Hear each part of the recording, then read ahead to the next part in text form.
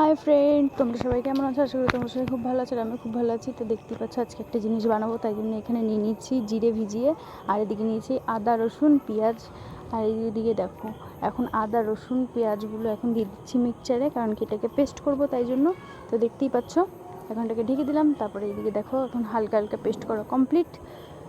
তারপরে দেখতেই পাচ্ছ এখন দিয়ে দিলাম এর মধ্যে জিরে, যে ভিজানো জিরেটা, কারণ ভিজানো জিরে দিলে তাহলে ভালোভাবে পেস্ট হবে তাই জন্য। এবার দিয়ে দিচ্ছে হচ্ছে লঙ্কা, শুকনো লঙ্কা আর কাঁচা লঙ্কা দিয়ে দিলাম, দেখতেই পাচ্ছ।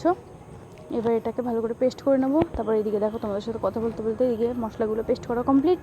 আর এদিকে দেখতে পাচ্ছ বড় বড় সাইজের দুটো মাছ নিয়ে নিয়েছি, এটাকে ফ্রাই করব। তো কীভাবে ফ্রাই করি তো চলো পুরো ভিডিওটা দেখতে থাকো, তাহলে বুঝতে পারবে।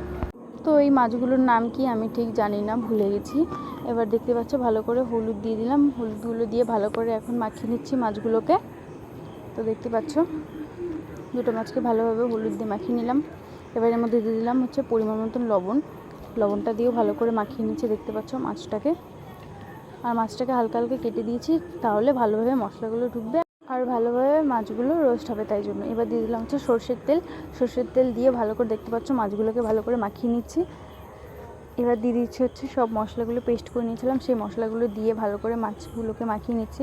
তারপরে এদিকে এখন মাছগুলো ভালো করে ম্যারিনেট করে নিয়েছি সব মশলা দিয়ে, দেখতে পাচ্ছ। এখন এটাকে 1 ঘন্টা মতন রেখে দেবো, তাহলে ভালো হবে। দেখো একটু মাছ দুটোকে ম্যারিনেট করে রেখে দিয়েছিলাম কিছুক্ষণ, 1 ঘন্টা মতন আমি রেখে দিয়েছিলাম, ঠিক আছে। ম্যারিনেট বেশিক্ষণ রাখলে বেশি ভালো হবে তাই জন্য। আর এদিকে দেখো চাটুটাও গরম বসিয়ে দিয়েছি, দেখতে পাচ্ছ। এখন হালকা হালকা গরম হয়ে গেছে, অনেকক্ষণ ধরেই বসিয়ে রেখেছিলাম। তো চলো এদিকে দেখো এখন কড়াইতে একটু সর্ষের তেল দিয়ে দিচ্ছি, ঠিক আছে। একটু বেশি করে তেল দিলাম, নাহলে চাটুতে লেগে যাবে তাই জন্য। তেলটাও দেখো হালকা হালকা গরম গরম হয়ে গেছে, চাটুটা এত পরিমাণে গরম হয়ে গেছে ধারণার বাইরে। তেলটা গরম হয়ে গেছে। আর এখন দিয়ে দেবো একটা মাছ, ঠিক আছে। মাছটা দিতে আমার ভয় করছে, যদি তেলটা খেতে আমি খেয়ে মাছটা দিয়ে দিচ্ছি, দেখতে পাচ্ছি। দেখো এখন কড়াইতে দিয়ে দিয়েছি, এটাকে একটু ঢেকে ঢেকে ভাজতে হবে। একটু ঢেকে দিই, কি সুন্দর হয়েছে। এদিকে দেখতে পাচ্ছ এখন মাছটাকে ফ্রাই করে নিয়েছি, দুটো মাছকেই সুন্দর করে লাল লাল করে সব মশলা দিয়ে ভেজে নিয়েছি। তেঁতুল দিয়ে নিয়েছি, আমি তেঁতুল দিয়ে খাবো, তেঁতুল দিয়ে তো অনেক টেস্ট লাগে তাই জন্য লবণ আর তেঁতুল দিয়ে খাবো। এই যে তেঁতুলটাকে এখন মাছের উপর ছড়িয়ে দিচ্ছি, টক টক লাগবে বেশ, খেতে বেশ সুন্দর লাগবে। এবার এটার মধ্যে একটু লবণ ছড়িয়ে দেবো। চলো একবারে ভালো করে তেঁতুল মাখিয়ে দেবো। এদিকে দেখো মাছটাকে ভালো করে তেঁতুল দিয়ে করে নিয়েছি। এবার চলো একটুখানি খাজাচ্ছি কেমন লাগছে। দেখো কি সুন্দর হয়েছে, আর কি গরম দেখতে পাচ্ছ। এই যে তো দেখে আর সহ্য না করতে পারে, এই যে খাওয়া শুরু।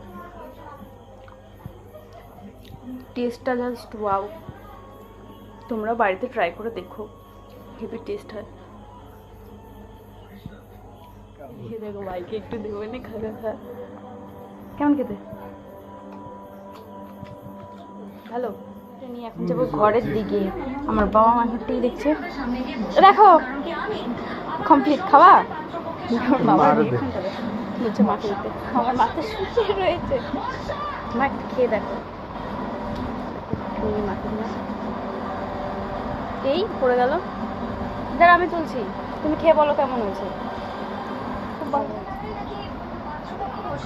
টক টক খেতে তো বেশ ভালো লাগছে। না খেয়ে দেখো কেমন খেতে, বলো বলো, ভালো লাগছে।